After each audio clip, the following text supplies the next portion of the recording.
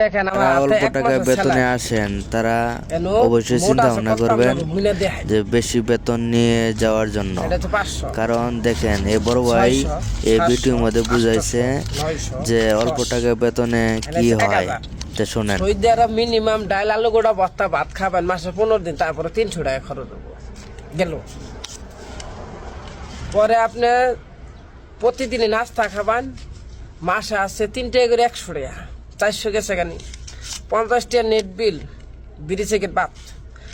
আর এটা হচ্ছে ব্যক্তিগত ব্যাপার, ঠান্ডা মুন্ডা খেলেন, ঘোরাফেরা করলেন, একটু সাদিক বন্ধু বান্ধব গেছে গানি 500, কত থাকে 500 বাংলার কত 16,000, 16,500 টাকা, 16,500 হয় না, একটু কমই, তা আমি একটু বাড়াই ধরলাম।